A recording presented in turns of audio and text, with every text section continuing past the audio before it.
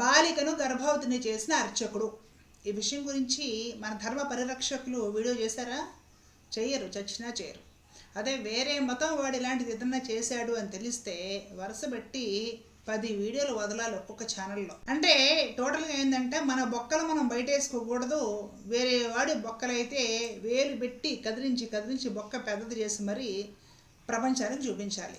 ఇటీవల కాలంలో ఈ ఉన్మాదం నుండి నేనైతే పూర్తిగా బయటపడ్డా. సమాజం బాగుండాలి అంటే, సంస్కరించబడాలి అంటే ఇలాంటి నీచమైన పనులు, క్రూరమైన పనులు, దుర్మార్గమైన పనులు, సమాజము సిగ్గుపడాల్సిన పనులు ఎవరు చేసినా అడగాలి. బయటవాడు చేసినా అడగాలి, మనవాడు చేసినా ఇంకా గట్టిగా అడగాలి. సరే, మచిలీపట్నం ఓ అర్చకుడు తమ పొరిగింటి బాలిక 17 సంవత్సరాల అమ్మాయిని గర్భవతిని చేశాడు.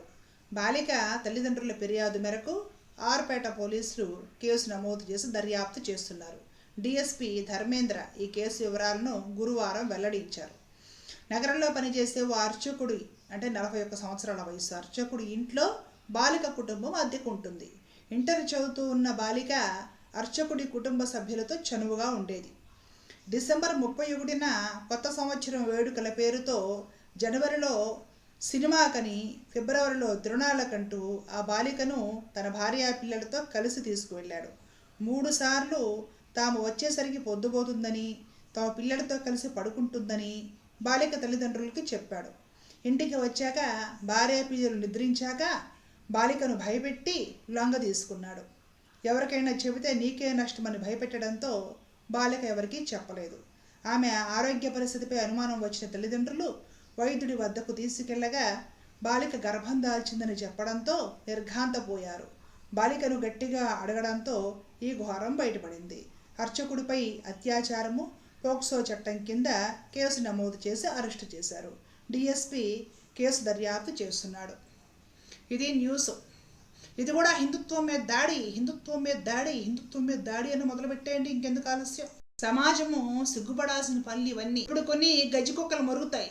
ఏదో ఎక్కడో ఒకటి చేశాడు అనుకోండి, దానికి ఏమవుతుంది, వీళ్ళింట్లో పిల్ల కడుపు వస్తే తెలుస్తుంది దాని ఒప్పి. ఒక ఆడపిల్ల జీవితం నాశనం అయిపోయింది, మైనర్ బాలిక జీవితం. కవర్ చేసుకోవాలి ఏదో రకంగా అనుకునే సన్నాసులు కవర్ చేసుకుంటారే తప్ప జీవితాలు కవర్ చేసుకోవడం వల్ల ఎవ్వరి కూడా తిరిగి రావు. అది వేరే మతంలో వాడు చేసినా, మన మతంలో వాడు చేసినా, ఎవడు చేసినా నీచ కృత్యమే అవుతుంది. ఎంత నీచుడంటే వీడు ఒక అర్చకుడిగా పనిచేస్తూ వాడి ఇంట్లో పాపం అద్దెకుంటున్న వాళ్ళ పిల్ల ఇంటర్ చదువుతుందట 17 ఏళ్ల అమ్మాయిని న్యూ ఇయర్ వేడుకలు సెలబ్రేట్ చేసుకుంటున్నాము, సినిమాకి వెళ్తున్నాము అనేసి వాళ్ళ పిల్లలతో పాటు వాళ్ళ భార్యతో పాటు ఈ పిల్లని కూడా తీసుకుపోయాడు. ఏదో ఫ్యామిలీ మొత్తం వెళ్తున్నారులే, ఫ్యామిలీతో మన పిల్లల్ని పంపిస్తే ఏమవుతుంది అనుకున్నారేమో వాళ్ళు. ఆ పిల్లని కూడా పంపించారు. అర్ధరాత్రి అయిపోయిన తర్వాత మా ఇంట్లో మా పిల్లలతో పడుకుంటుందిలే అనేసి వాళ్ళ ఇంట్లోనే పడుకోబెట్టి వాళ్ళు నిద్రపోయాక ఈ పిల్లని ఈడ్చుకుపోయి ఇంట్లోనే రేప్ చేసేసాడు, బెదిరించాడు. ఆ పిల్ల మైనర్ కదా, భయపడిపోయింది, నోరెత్తల.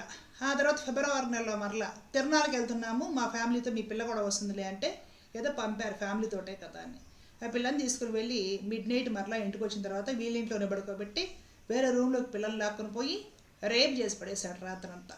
మరలా ఆ తర్వాత ఇంకో సందర్భంలో అట్లా వీడు ప్రతి నెల ఏదో క్యాంపులో, ఫంక్షన్లో, పార్టీలో వేస్తూ ఫ్యామిలీతో పాటు మీ పిల్లలు కూడా తీసుకుపోతామని తీసుకుపోయి సీక్రెట్గా రాత్రి వేళ ఇంటికి తీసుకొచ్చి రేపులు చేసేస్తున్నాడు ఆ పిల్లని. 3 నెలలు వీడి కార్యక్రమాలన్నీ చక్కబెట్టాక ఆ పిల్ల గర్భవతి, ఆరోగ్య పరిస్థితి బాగాలేక ఇంటి వాళ్ళకి డౌట్ వచ్చి హాస్పిటల్లో చెక్ చేపిస్తే గర్భవతి అని తేలితే తల్లిదండ్రి గుండెలు ఏమైపోతాయి ఒకసారి ఆలోచించండి. షాక్ అయిపోయి పాపం తలబట్టుకొని పిల్లని గట్టిగా గదమాయిస్తే భయపడుతూ ఆ పసిది నిజం చెప్పింది. పోలీస్ స్టేషన్కి వెళ్తే పోక్సో కింద కేసు నమోదు చేసి ఈడీని లోపలేశారు. అరే సమాజం మారాలి, ప్రత్యేకించి ఆడపిల్లల విషయంలో.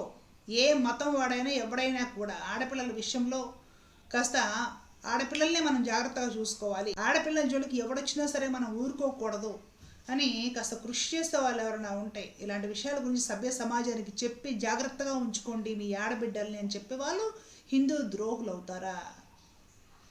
హిందూ ద్రోహులా? హిందూ ముసుగులో ఉన్న ముస్లిమ్సా? హిందూ ముసుగులో ఉన్న టెర్రరిస్టులా? ఈ కులగజ్జిగాళ్ళు, ఈ ఉన్మాదులు వీళ్ళేమో ధర్మ పరిరక్షకుల.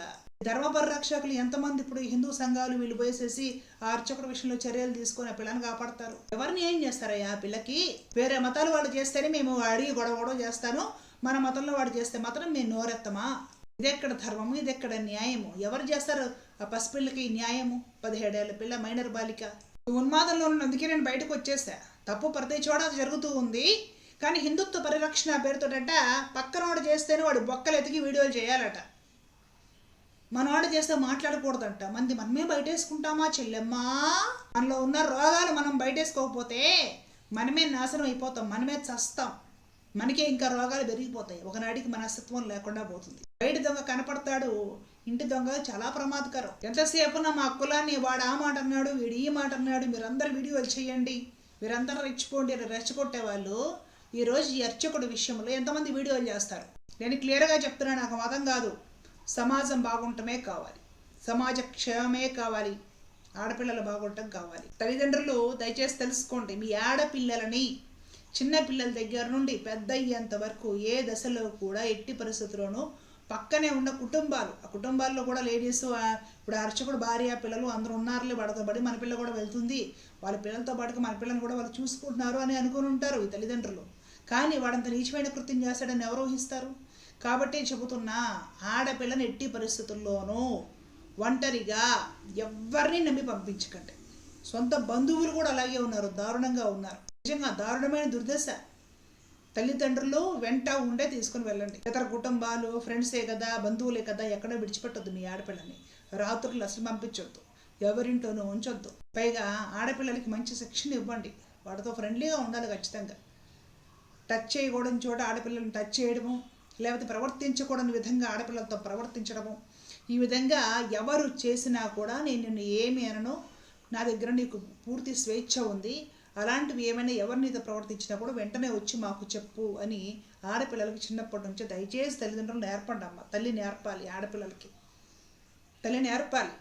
నీతో ప్రవర్తించకూడని విధంగా బ్యాడ్ టచ్ నేర్పండి. ఇలా ఎవరైనా తాకినా, ప్రవర్తించినా, లేదా ఇలా మాట్లాడినా వెంటనే మాకు చెప్పు, మేము నిన్ను ఏమి అనను, అది చాలా తప్పుడు పని, మేము నిన్ను రక్షిస్తాము, మేము నిన్ను ప్రేమిస్తున్నాము కాబట్టి చెప్తున్నాం, మాకు చెప్పు అని ఇంతప్పటి నుంచి ఏబిసిడీలు నేర్చిన వయసు కంటే ముందు నుండే పిల్లలకి నేర్పండి. ఆడపిల్లలకి నేర్పాలి, తల్లే నేర్పాలి, ఇంకెవరు నేర్పరు. లేకపోతే ఇది ఇలా కడుపు వచ్చిన తర్వాత తల్లికి తెలిసి గుండెలు బాదుకుంటుంది తల్లి. అందుకంటే ఏం చేయగలుగుతుంది? కులమతాలకు అతీతముగా నైతిక విలువలతో కూడిన ఆరోగ్యకరమైన సమాజాన్ని నిర్మించుకోవడానికి అందరం కృషి చేద్దాం.